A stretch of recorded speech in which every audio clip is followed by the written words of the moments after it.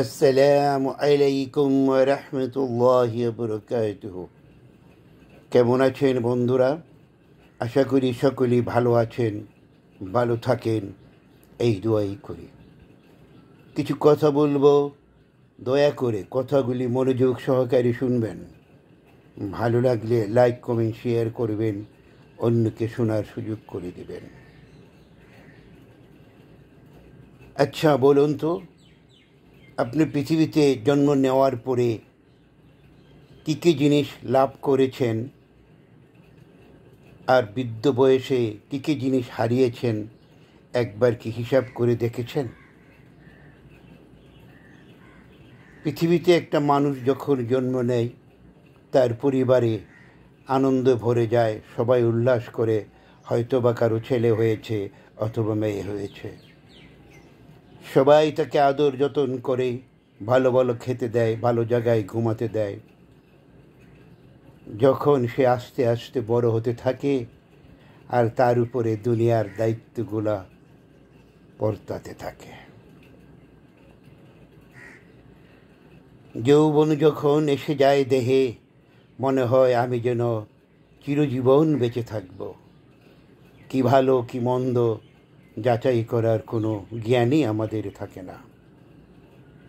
বয়স যখন 50-এর কোঠায় যায়, তখন আস্তে আস্তে সব কিছু দেহ থেকে বিলুপ্ত হতে থাকে।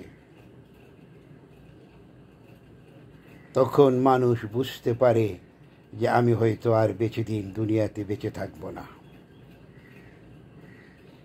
কিন্তু আপনাকে যে আল্লাহ রাব্বুল আলামিন এই পৃথিবীতে পাঠিয়েছেন ব্যবসা করার জন্য, লাভ লোকসান, আপনার মাঝে কিছু জিনিস দিয়ে উনি পাঠিয়েছেন।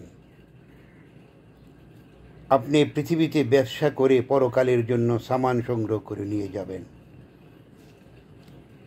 কি করেছেন, কতটুকু পেরেছেন, কতটুকু লোকসান দিয়েছেন, কতটুকু লাভ করেছেন, এই হিসাবটা কয়জনে কষতে পারে বৃদ্ধ বয়সে?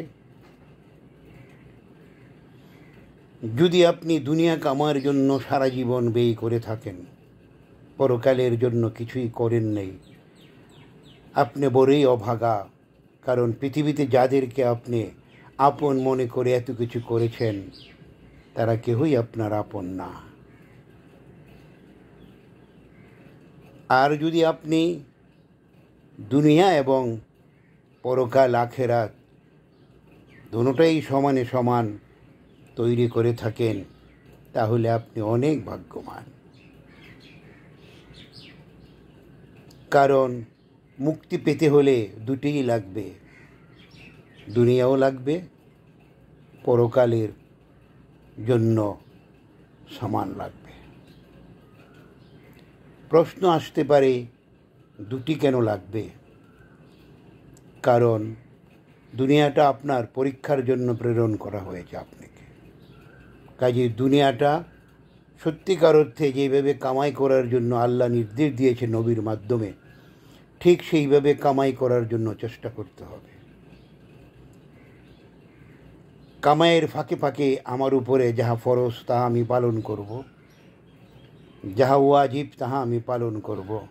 মনে রাখতে হবে, সকল ইবাদত বন্দেগী নবীর সুন্নাহ মতো না হলে আল্লাহ গ্রহণ করবেন না। তাই আসুন সবাই আমরা সহিশুদ্ধ আমল করি, জান্নাত লাভের চেষ্টা করি। ধন্যবাদ।